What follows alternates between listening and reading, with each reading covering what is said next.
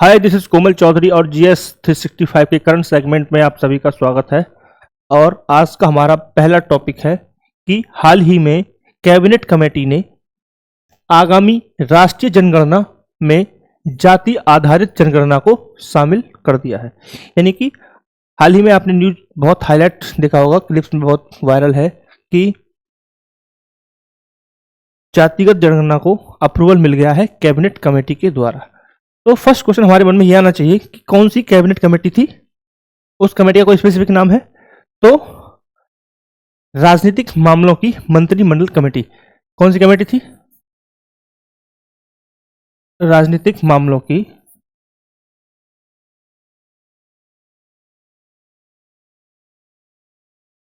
मंत्रिमंडल कमेटी या फिर समिति लिख दो। ठीक है, इसके चेयरमैन कौन होते हैं? इसके चेयरमैन होते हैं पीएम साहब। ठीक है, तो फर्स्ट पॉइंट हमारा क्लियर हुआ कि राजनीतिक मामलों की संबंधित मंत्रिमंडल जो कमेटी है उसने अप्रूवल दिया है जातिगत जनगणना के लिए। ठीक, जब हम दूसरा पॉइंट देखते हैं कि जातिगत जनगणना संविधान के किस अनुच्छेद में आती है और यह किस सूची का विषय है। तो जब हम पढ़ते हैं अनुसूची 7, वहां पर हम देखते हैं आर्टिकल 246 ये कहता है कि जो विषय हैं, जो सब्जेक्ट्स हैं, उनको 3 आधारों पर डिवाइड कर सकते हैं: संघ सूची, राज्य सूची और समवर्ती सूची। तो इसी आधार पर अनुच्छेद 246 ये कहता है कि जनगणना संघ सूची का विषय है। जनगणना किसका विषय है? यह है संघ सूची का विषय है। और एंट्री नंबर कौन सा है? प्रविष्टि नंबर, यानी कि एंट्री कौन सी है? 69। क्लियर है बात? ठीक, दूसरा क्या है, जब हम बात करते हैं इससे संबंधित कोई अधिनियम हमारे पास है। अधिनियम क्या होता है? संसद के द्वारा पारित नियम, उसे अधिनियम बोल रहे हैं। ठीक है, तो हमारे पास इससे संबंधित एक अधिनियम है, जनगणना अधिनियम 1948।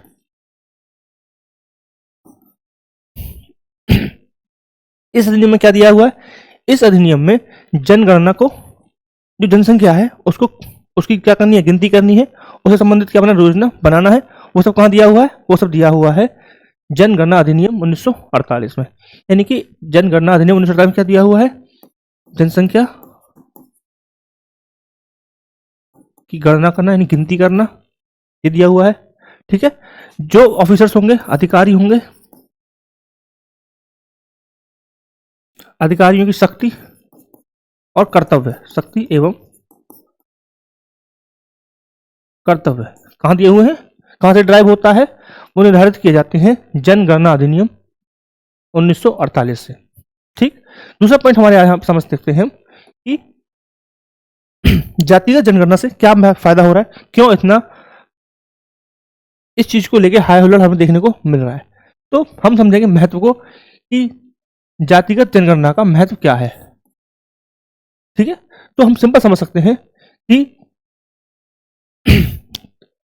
कि समाज में जब हमें स्पेसिफिक पता चलेगा कि कौन सी जाति के कितने लोग हैं, ठीक है, कौन सा वर्ग ज्यादा हाशिए पर है, कौन सा वर्ग ज्यादा संवेदनशील है, तो समाज के जो संवेदनशील वर्ग हैं उनके लिए अधिक सटीक, पारदर्शी और समावेशी नीति निर्माण हम कर सकते हैं। ठीक है, क्लियर पॉइंट है? या फिर हम समझ सकते हैं कि जो योजनाएं बनाई जाती हैं, कल्याणकारी योजनाएं सरकार के द्वारा लाई जाती हैं, उनको भी हम देख सकते हैं कि उनकी क्या है, उनका जो आधार है, ठीक है, उनका जो लक्ष्य रहेगा वो क्या रहेगा? बेहतर तरीके से काम करेगा। यानी कि हम जब नीति निर्माण करेंगे तो इस डाटा को हम ध्यान में रख सकते हैं, जिससे उस नीति की प्रभावशीलता क्या होगी? बढ़ जाएगी। राइट। दूसरा एक पॉइंट है कि जातिगत जनगणना अधिनियम 1948 के तहत ही जो क्या होता है, होम मिनिस्ट्री के अंदर रजिस्ट्रार जनरल के द्वारा जनगणना संचालित की जाती है। ये पॉइंट सिंपल सा याद रख सकते हैं। दूसरा पॉइंट है, एक फैक्ट हम समझ सकते हैं, क्या कोई स्टेट अब से पहले जनगणना कर चुके हैं? तो हम समझेंगे बिहार, कर्नाटक और तेलंगाना जातिगत जनगणना कर चुके हैं। जातिगत जनगणना इन्होंने की है।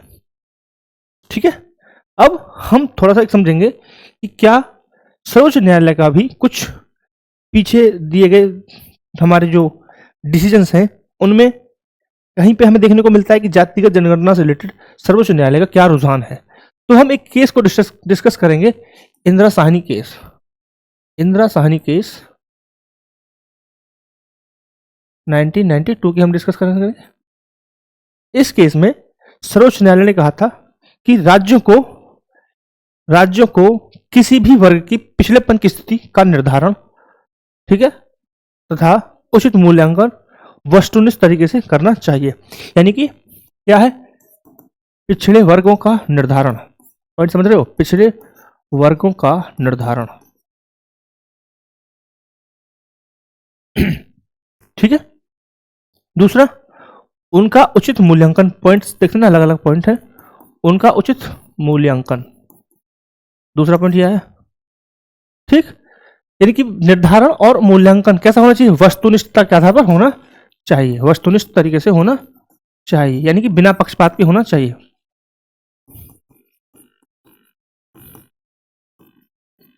वस्तुनिष्ठ होता है, जब हम बात करते हैं वस्तुनिष्ठ, ऑब्जेक्टिविटी, यानी कि क्या होना चाहिए, ऑब्जेक्टिविटी होता है कि बिना पक्षपात के, यानी कि सिचुएशन के हिसाब से होना चाहिए।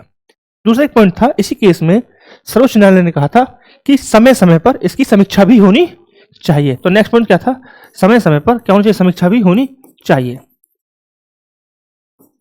यानी कि इसकी जांच भी होती रहनी चाहिए।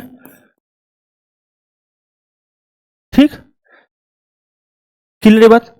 आई होप कि हमें ये चीज समझ में आ गई है कि जनगणना, जातीय जनगणना कि किसके द्वारा हो रही है, समिति द्वारा दी गई है, राजनीतिक मामलों की मंत्रिमंडल समिति के द्वारा स्वीकार किया गया है। अनुच्छेद 46 में दिया गया है, संघ सूची का विषय है। एंट्री नंबर 69 है। बिहार, कर्नाटक, तेलंगाना पहले जातिगत जनगणना कर चुके हैं। ठीक है, जातिगत जनगणना संबंधी एक अधिनियम है 1948, जिसके माध्यम से क्या होता है, जनसंख्या की गणना की जाती है। और जो अधिकारी हैं, जो शक्तियों का प्रयोग करते हैं, जिसके कर्तव्य है, कहाँ दिए गए हैं, वो सब दिए गए हैं हमारे जनगणना अधिनियम 1948 में। ये पॉइंट क्लियर है यहाँ तक? क्लियर है? ठीक, क्लियर है। वही पॉइंट, हम दूसरा पॉइंट है, एक और हमारा पॉइंट है कि अगर थोड़ा सा मैं बात करूं हिस्टोरिकल बैकग्राउंड को लेके कि पृष्ठभूमि क्या है, इससे पहले क्या जातिगत जनगणना का कुछ हमें देखने को मिलता है। तो जब हम बात करते हैं ब्रिटिश भारत की, यानी कि ब्रिटिश भारत में प्रशासनिक उद्देश्यों के लिए, ठीक है, एडमिनिस्ट्रेशन के लिए, प्रशासनिक उद्देश्यों के लिए जातिगत जनगणना की गई है, करवाई गई। ठीक है, तो जब हम बात करते हैं ब्रिटिश भारत में जातिगत जनगणना की गई है, राइट। क्यों की गई है, प्रशासनिक उद्देश्यों के लिए। ठीक है, तो क्या हम बात कर सकते हैं कि स्वतंत्रता के बाद भी जातिगत जनगणना हुई है? तो स्वतंत्रता के बाद राष्ट्रीय एकता को बढ़ाने के लिए, ठीक है, राष्ट्रीय एकता को बढ़ाने के लिए जातिगत जनगणना को बंद कर दिया गया था। यानी कि ब्रिटिश भारत में था, लेकिन जब भारत आजाद हुआ, देश आजाद हुआ, तो जातिगत जनगणना को बंद कर दिया गया। ठीक है, क्लियर बात। क्यों कर दिया गया? क्योंकि हमने देखा जब देश विभाजन हुआ था तो सांप्रदायिक क्या था, तनाव बढ़ा हुआ था। ठीक, तो इन चीजों से कहीं ना कहीं सांप्रदायिकता को बढ़ावा मिलता है, जातिगत चीजों को बढ़ावा मिलता है। वहीं हमारा संविधान क्या कहता है कि जाति के आधार पर डिस्क्रिमिनेशन नहीं होना चाहिए। तो कहीं ना कहीं कॉन्ट्रडिक्शन हो रहा है, समझ पा रहे हैं? तो हम देखेंगे कि स्वतंत्रता के बाद जातिगत जनगणना को रोक दिया गया, बंद कर दिया गया। ठीक, लेकिन 1961 आते आते, तो 1961 में केंद्र सरकार ने निर्देश दिया कि ओबीसी की पहचान के लिए सर्वेक्षण की अनुमति मिली। ठीक, यानी कि 1961 में सर्वेक्षण के लिए, ओबीसी के सर्वेक्षण के लिए, यानी अन्य पिछड़ा वर्ग के सर्वेक्षण के लिए कि अन्य पिछड़ा वर्ग में कौन कौन लोग शामिल हैं, ठीक है, उसकी पहचान के लिए केंद्र सरकार को निर्देश दिए गए। ठीक, नेक्स्ट जब हम आगे थोड़ा घटनाक्रम को हम देखते हैं तो 2011 में सामाजिक आर्थिक जनगणना की गई, जिसमें विभिन्न समुदायों को सामाजिक और आर्थिक स्थिति से संबंधित डेटा एकत्र करना था। यानी कि अगर हम पूरा घटनाक्रम को समझें तो ब्रिटिश भारत में क्या जातिगत जनगणना हो रही थी प्रशासनिक के लिए, स्वतंत्र भारत में क्या हुआ, जातिगत जनगणना बंद हो गई। क्यों? राष्ट्रीय एकता को बढ़ावा देना था। ठीक है, फिर 1960 में क्या देखा हमने, केंद्र सरकार को निर्देश दिए गए क्या कि वह ओबीसी की जांच के लिए क्या कर सकते हैं, सर्वेक्षण कर सकते हैं उनकी पहचान के लिए। नेक्स्ट है हम 2011 में क्या हुआ, सामाजिक आर्थिक जनगणना की गई, जिसमें क्या हुआ, विभिन्न समुदायों की सामाजिक आर्थिक स्थिति से संबंधित डाटा कलेक्ट किया गया। तो क्या हम ये कह सकते हैं कि स्वतंत्रता के बाद पहली बार अब भारत में राष्ट्रीय स्तर पर क्या होगी, जातिगत जनगणना होगी। तो एक पॉइंट हम यहां समझ सकते हैं, एक पॉइंट हम यहां ऐड कर सकते हैं छोटा सा, कि राष्ट्रीय स्तर पर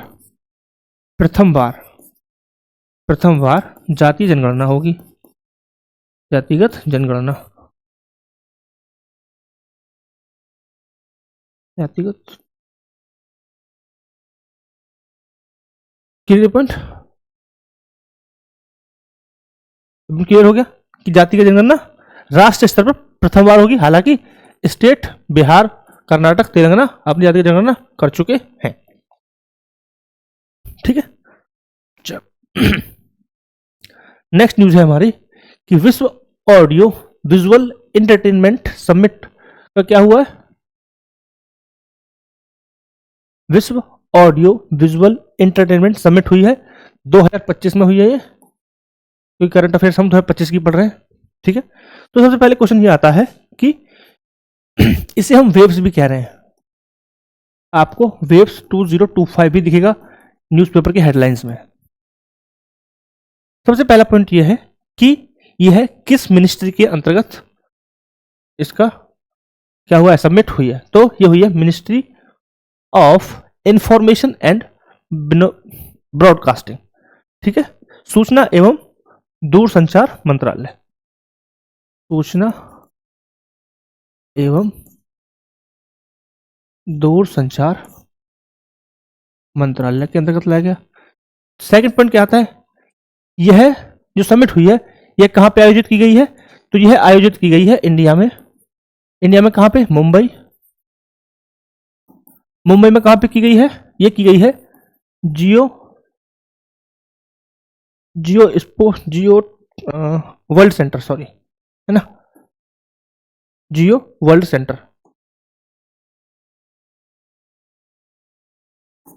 यानी कि जियो वर्ल्ड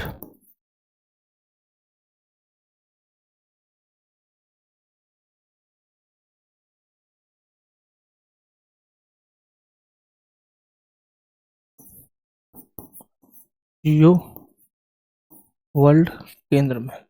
ठीक है, तो ये कहां पे, ये मुंबई में है, right. Second point, next point हम क्या देख सकते हैं कि यह भारत में पहली बार आयोजित की गई है, तो यह भारत में पहली बार आयोजित की गई है। पॉइंट ठीक समझ रहे हैं।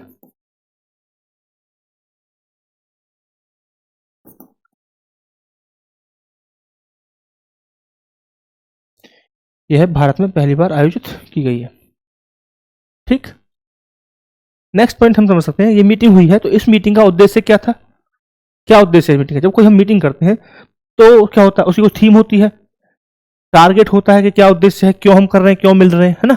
तो इस मीटिंग का उद्देश्य हम अगर बताएं तो भारत को, उद्देश्य की मैं बात करता हूं, उद्देश्य भारत को वैश्विक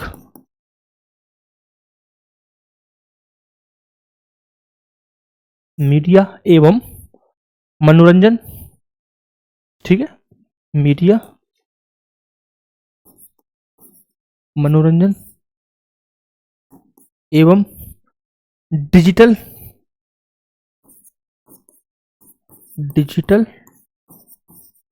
नवाचार का केंद्र बनाना। तो क्या उद्देश्य है, भारत को वैश्विक मीडिया मनोरंजन एवं डिजिटल नवाचार का केंद्र बनाना, उद्देश्य क्या है। दूसरा, अगर मैं बात करूं थीम क्या है, इस मीटिंग की थीम क्या है, थीम क्या थीम बताइए, को बता सकता है, किसी ने देखा है न्यूज में, ये बहुत हाईलाइट था ये न्यूज में, किसी ने देखा है, नहीं देखा, चलो अब देख लेते हैं। तो connecting creators and connecting countries. तो क्या थीम है? कनेक्टिंग क्रिएटर्स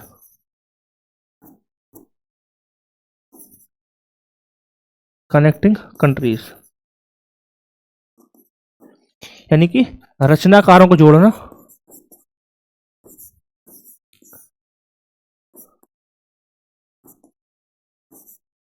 देशों को जोड़ना।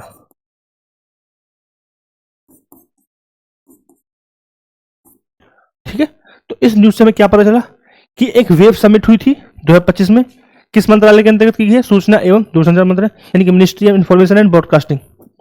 ठीक, कहां पे हुई है? इंडिया में हुई है। इंडिया में कहां पे हुई है? मुंबई में। मुंबई में कहां पे हुई थी? जियो वर्ल्ड सेंटर में हुई है। ठीक है, यह भारत में पहली बार हुई है। राइट, इसका उद्देश्य क्या है? भारत को वैश्विक मीडिया, मनोरंजन एवं डिजिटल नवाचार का केंद्र बनाना। अगर हम बात करें, इस मीटिंग की थीम क्या थी?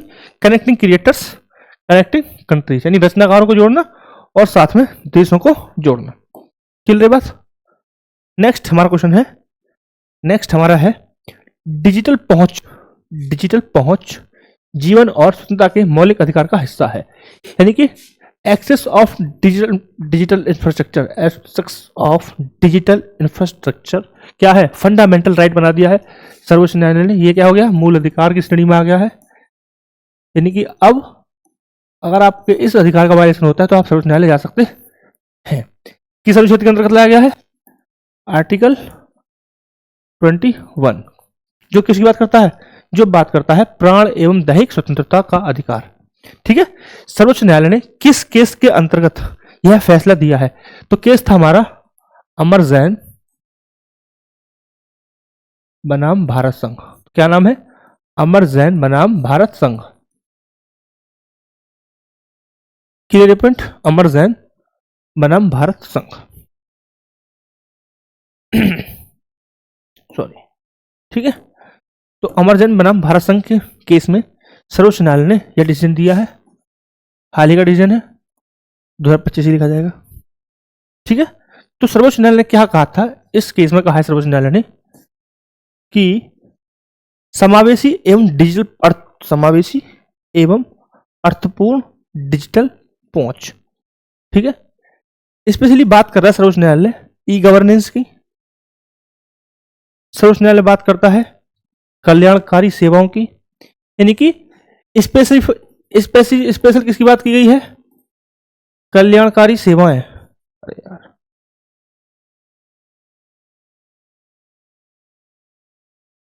किसकी बात की गई है?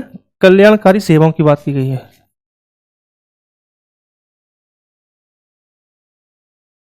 कल्याणकारी सेवाओं तक पहुंच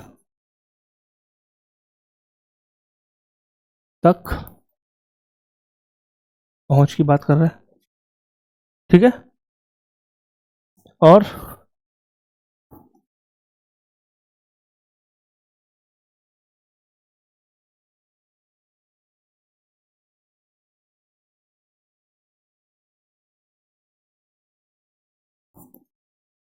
दूसरा ई गवर्नेंस।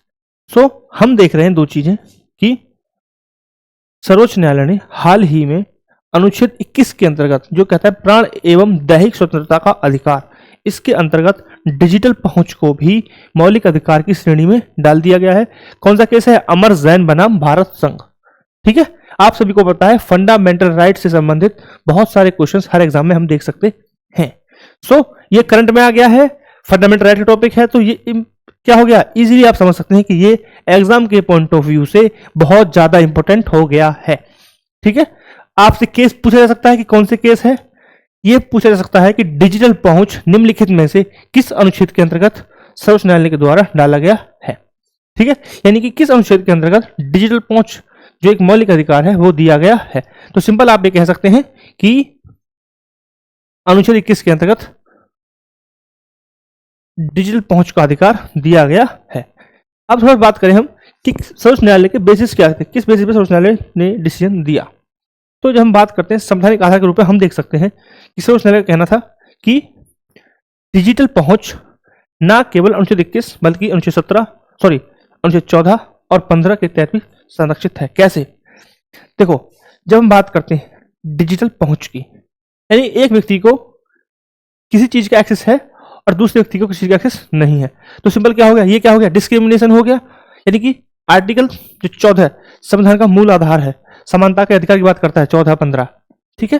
सो इनका क्या हो रहा है, वायलेशन हो रहा है। इनके अंदर हम कहा क्या देख पा रहे हैं, समानता का क्या है, कोर कॉन्सेप्ट है, ठीक। तो उसी को बेस मानते हुए सर्वोच्च न्यायालय ने अनुच्छेद 21 के अंतर्गत क्या दिया, डिजिटल पहुंच को क्या बना दिया है, अब मौलिक अधिकार बना दिया है, ठीक। तो ये हो गई फंडामेंटल राइट की बात। अगर हम बात करें कि क्या अनुच्छेद हम कहीं और भी देख पाते हैं कि समानता का भाव हम कहीं और भी देख पा रहे हैं, तो जब हम बात करते हैं राज्य के नीति निर्देशक तत्व, तो वहां पे हम देखेंगे आर्टिकल 38 भी सामाजिक न्याय की बात करता है, सामाजिक न्याय को बढ़ावा देने की बात करता है, राइट। तो हम सिंपल समझ सकते हैं कि मौलिक अधिकार प्लस राज्य के नीति निर्देशक तत्व जो कि कल्याणकारी राज्य की स्थापना के लिए बनाए गए हैं, दोनों में ही हमें समानता का भाव दिख रहा है, सामाजिक न्याय का भाव दिखता है, जिनको बेस मानते हुए सर्वोच्च न्यायालय ने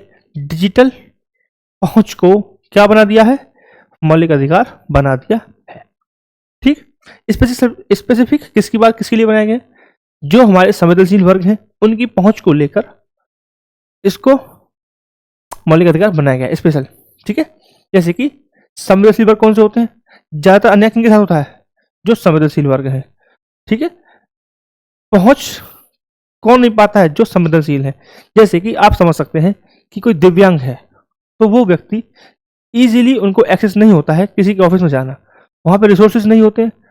सपोज करो कि 4th फ्लोर पे ऑफिस है कोई और दिव्यांग कोई पर्सन है, उन्हें वो ऑफिस जाना है, ठीक, लिफ्ट नहीं है, तो बताइए क्या पॉसिबल है, कितना संघर्ष कितना स्ट्रगल के बाद वो ऑफिस पहुंचेंगे और बाद में फिर ऑफिस वाले बोलते कि अब तो लंच हो गया, तो बताइए, ठीक। तो हम देख पाते हैं कि जो संवेदनशील वर्ग है उनके लिए इसे मौलिक अधिकार बनाकर सर्वोच्च न्यायालय द्वारा एक हमें कह सकते हैं बहुत ही सराहनीय कदम है।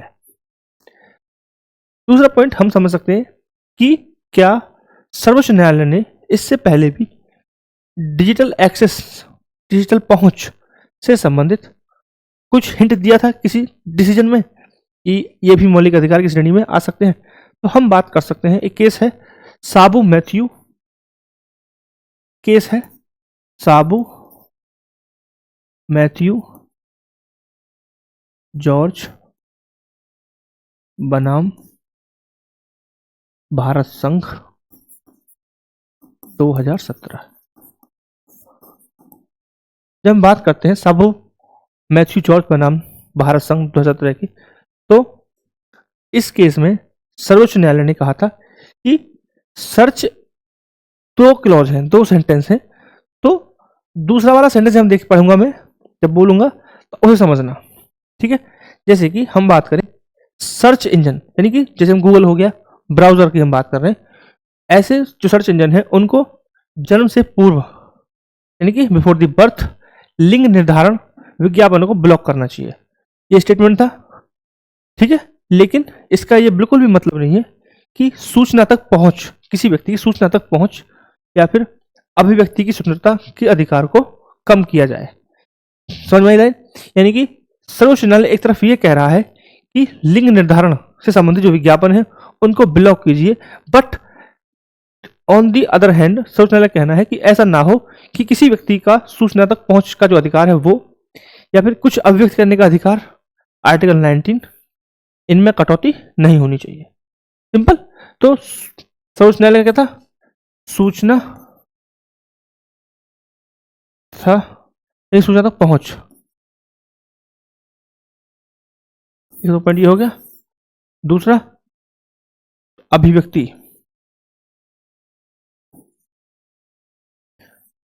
से संबंधित जो अधिकार हैं उनमें कटौती नहीं होनी चाहिए, ठीक है। इसी तरीके से हम एक और केस समझ सकते हैं, इस तरीके से एक और केस समझ सकते हैं अनुराधा मशीन बनाम भारत संघ 2020, ठीक है। इसमें कहा गया था कि इंटरनेट के माध्यम से अभिव्यक्ति की स्वतंत्रता और वाणिज्य की स्वतंत्रता को संवैधानिक अधिकार है, ठीक है, सिंपल, यानी कि सिंपल तरीके से समझ सकते हैं कि आर्टिकल 19 और 19A 19(1)(g तो क्या है, मौलिक अधिकार है और इंटरनेट के माध्यम से उनको से संवैधानिक अधिकार दिया गया है। ठीक है, यानी कि अभिव्यक्ति की आजादी और व्यापार करने की आजादी दोनों दोनों को क्या है, संवैधानिक अधिकार दिया हुआ है, फंडामेंटल राइट वो है ही पहले से ही।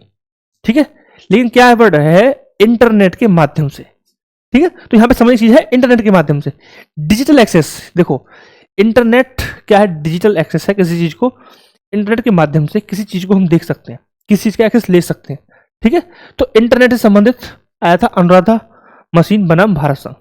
ठीक है, ये 2020 का केस था, इसमें इंटरनेट के माध्यम से क्या हो रहा है। दूसरा जो फर्स्ट केस था हमारा, ये साबू मैथ्यू जॉर्ज, इसमें भी क्या था कि जो सर्च इंजन है, यानी कि यहाँ भी इंटरनेट की बात हो रही है। Digital access, digital access word को ऐसे समझिए आप कि इंटरनेट के माध्यम से किसी चीज को प्राप्त करना, किसी चीज को एक्सेस लेना। ठीक है, तो इंटरनेट सर्च इंजनों में क्या है, डाटा को हटा देना है, वैसा वाला कि जो लिंक निर्धारण करे उस डाटा को ब्लॉक करना है, लेकिन ऐसा ना हो कि सूचना प्राप्त करना या फिर अपने आप को व्यक्त करना उसका क्या हो, कटौती नहीं होनी चाहिए। क्लियर पॉइंट, तो यहाँ पे ये समझने का केस था, ये लिख देता हूं मैं,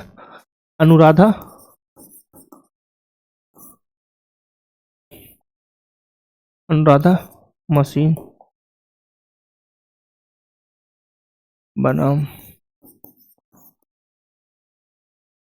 भारत संघ 2020। एक मिनट, सारा चला गया।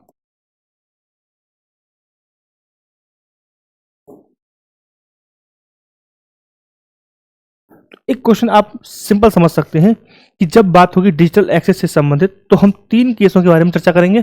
पहला अमरजैन बनाम भारत संघ 2025, जिसके माध्यम से डिजिटल एक्सेस को मौलिक अधिकार बनाया गया। किस अनुच्छेद के माध्यम से बनाया गया दोस्त, 21 के अनुच्छेद 21 के माध्यम से। दूसरा पॉइंट, साबू मैथ्यू जॉर्ज बनाम भारत संघ, एक ये केस है जो किससे संबंधित है, डिजिटल एक्सेस से संबंधित है। दूसरा एक थर्ड केस कौन सा था, अनुराधा मशीन बनाम भारत संघ।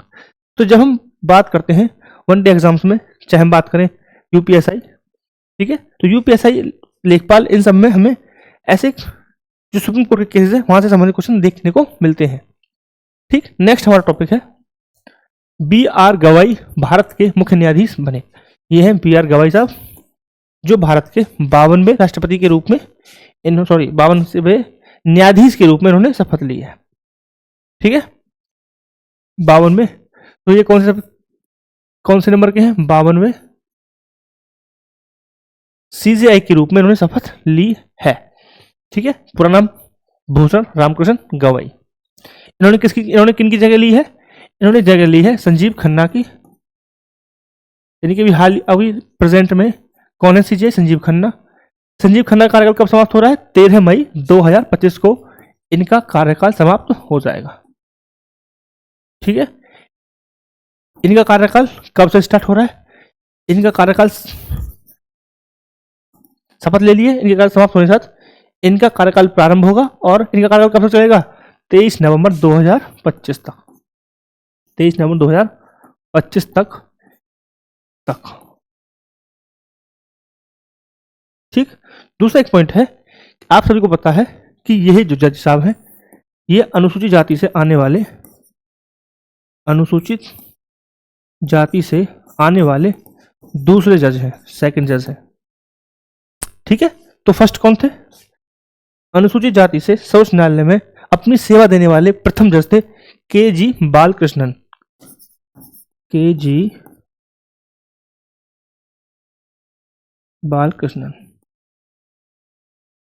ठीक है, क्लियर पॉइंट। अगर हम बात करें कि इन्होंने किन किन केसों में, जो हाईलाइटेड केस थे, उन बेंच का ये हिस्सा रहे, तो बहुत बड़ा केस एक है, आर्टिकल 370 सबको पता है, उससे संबंधित जो पीआईएल थी उसका ये हिस्सा थे। दूसरा चुनावी भवन का एक था जिसको अनकॉन्स्टिट्यूशनल बनाया गया था, उसका ये पार्ट थे। ठीक है, नोटबंदी का कंटिन्यूटी रहना, नोटबंदी से संबंधित एक याचिका थी सर्वोच्च न्यायालय में, उससे संबंधित फैसले में ये उस बेंच का हिस्सा थे। ठीक, दूसरा अभी आया था उपवर्गीकरण, SC ST में वर्गीकरण को लेकर भी उस बेंच का भी ये हिस्सा थे। तो ये जो हमारे हाईलाइटेड और डिस्ट्रीब्यूटेड जो विवादास्पद केसेस थे, जो सर्वोच्च न्यायालय फैसले से क्या सेटल किए हैं, उन बेंचों का भी ये हिस्सा थे। अगर थोड़ी सी मैं बात करूं सर्वोच्च न्यायालय को लेकर, तो सर्वोच्च न्यायालय का गठन कब हुआ था? सर्वोच्च न्यायालय का गठन अगर हम बात करते हैं कब हुआ था? 28 जनवरी 1950। क्लियर? 28 जनवरी 1950 में सर्वोच्च न्यायालय का गठन हुआ था। दूसरा, अभी की डेट में वर्तमान में 34 जज हैं सीजीआई को मिलाकर। ठीक है, अगर मैं बात करूं कार्यवाही को, बताएगा मेरे को कि कार्यवाही कौन सी लैंग्वेज में होती है सर्वोच्च न्यायालय में? सर्वोच्च न्यायालय की कार्यवाही कौन सी लैंग्वेज में होती है कोई जो बताएगा मेरे को? चलो, नहीं पता है, मैं बताता हूं। तो सर्वोच्च न्यायालय की कार्यवाही केवल और केवल अंग्रेजी में की जाती है। ये पॉइंट आप याद रखेंगे। तो सिंपल, इस पॉइंट से हम क्या समझे कि बी आर गवाई भारत के 52वें मुख्य न्यायाधीश के रूप में क्या है, शपथ दिलाई है। शपथ कौन दिलाता है? राष्ट्रपति। तो मुख्य न्यायाधीश को शपथ कौन दिलाते हैं? राष्ट्रपति। शपथ राष्ट्रपति। ठीक है, राष्ट्रपति कौन है? द्रौपदी मुर्मू, जो अनुसूचित जनजाति से आने वाली पहली महिला है। ठीक है, तो हमने समझा 52वें राष्ट्रपति के रूप, राष्ट्रपति 52वें मुख्य न्यायाधीश सीजीआई के रूप में इन्होंने शपथ ली है। एक किनको रिप्लेस करने वाले हैं, किनके सक्सेसर हैं? तो ये संजीव खन्ना जी के सक्सेसर हैं, जिनका कार्यकाल 13 मई 2025 को खत्म होने वाला है। ठीक है, दूसरा, अगर इनका कार्यकाल कब खत्म होगा? किनका? बी आर गवाई का। इनका खत्म होगा 23 नवंबर 2025 को, इनका कार्यकाल समाप्त हो जाएगा। नेक्स्ट पर हमने देखा कि यह अनुसूचित जाति से आने वाले दूसरे पर्सन है, दूसरे जज के रूप में सेवा देने वाले हैं। तो फर्स्ट पर्सन कौन थे जो अनुसूचित जाति से आए थे? तो वो थे केजी बालकृष्णन। ठीक है, अब हम थोड़ी सी, मैंने बताया आपको कि कुछ बड़े फैसलों की बेंचों में ये थे, जैसे कि आर्टिकल 370 का सेटलमेंट था, या फिर चुनावी बॉन्ड का सेटलमेंट समझ लो, या फिर नोटबंदी से संबंधित सेटलमेंट, और जो रिजर्वेशन था उसकी कैटेगराइजेशन हुआ था। सब कैटेगराइजेशन के लिए जो बेंच बनी थी उसके भी ये पार्ट थे। फिर हमने बात की सर्वोच्च न्यायालय को लेकर, थोड़े से पॉइंट बताए कि सर्वोच्च न्यायालय का गठन कब हुआ? 28 जनवरी 1950। वर्तमान में सर्वोच्च न्यायालय को कितने जज हैं? 34, सीजीआई को ऐड करके। दूसरा, एक इंपॉर्टेंट पॉइंट था कि सर्वोच्च न्यायालय की जो कार्यवाही है, जो डिस्कशन है, वो कौन सी लैंग्वेज में होता है? केवल और केवल इंग्लिश में होता है। ठीक है, नेक्स्ट पॉइंट है हमारा प्रोजेक्ट सिक्योर। ठीक है, प्रोजेक्ट सिक्योर क्या है? तो प्रोजेक्ट सिक्योर सबसे पहले यह है कार्बन को अवशोषित करने वाले प्रोजेक्ट है। क्या है? इससे क्या होगा? कार्बन का अवशोषण करेंगे, कार्बन का अवशोषण। ठीक है, तो प्रोजेक्ट सिक्योर क्या कर रहा है? कार्बन का अवशोषण कर रहा है। दूसरा, यह कहां पर लगा हुआ प्रोजेक्ट है? इंग्लैंड के दक्षिणी तट पर। कहां पे? इंग्लैंड के दक्षिणी तट पर। ठीक है, दूसरा पॉइंट क्या है कि पायलट प्रोजेक्ट का जो वित्त पोषण है, जो वित्त है, वो कौन फाइनेंस कर रहा है? तो इंग्लैंड फाइनेंस कर रहा है। कौन करेगा? इंग्लैंड फाइनेंस कर रहा है, क्योंकि यह इंग्लैंड के दक्षिणी तट पर क्या हो रहा है? इसको पायलट प्रोजेक्ट के रूप में लाया गया है। ठीक है, दूसरा पॉइंट क्या है? इसका उद्देश्य क्या है? इस प्रोजेक्ट का उद्देश्य क्या है? तो सिंपल सी बात है, क्या कर रहा है? कार्बन को सोख रहा है, कार्बन को अवशोषण कर रहा है। तो भाई सिंपल सा है कि समुद्र जल से कार्बन का अवशोषण करना है। तो सिंपल उद्देश्य क्या है कि समुद्र जल से कार्बन का उत्सर्जन, अवशोषण करना है,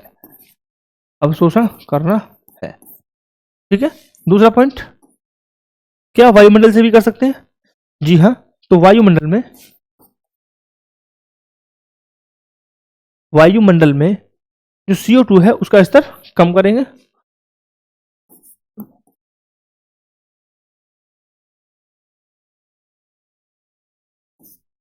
ठीक, एक फैक्ट और है सिंपल सा कि महासागरों में कार्बन की मात्रा वायुमंडल में कार्बन की मात्रा की तुलना में 150 गुना होता है। यानी कि महासागरों में कार्बन अधिक देखने को मिलता है, और वही हम अगर बात करें महाद्वीपों में कार्बन की मात्रा कम देखने को मिलती है तुलनात्मक रूप से। वायुमंडल की हम बात कर रहे हैं स्पेसिफिक, ठीक है। सो दूसरा पॉइंट क्या है, ये है हमारा इंग्लैंड। प्रधानमंत्री कौन है, जो हमारा स्टाइल है करने का, कि कोई अगर राज्य यानी शहर या फिर क्या देश आता है तो उसकी हम थोड़ा सा डिटेल और छोटे फॉर्मेट में बहुत छोटी सी इंफॉर्मेशन रखते हैं। जैसे कि अब कौन सा है, यूके आ गया, तो बताइए प्रधानमंत्री कौन है, कीर स्टारमर, कीर स्टारमर, KEIR। भाई अगर किसी को लग रहा है प्रोनाउंसिएशन गलत है तो वो सही कर लेना, ठीक है। दूसरा कैपिटल क्या है, सबको पता है, लंदन। अगर हम बात करें करेंसी क्या है, करेंसी क्या है, पाउंड स्टर्लिन, पाउंड स्टर्लिन।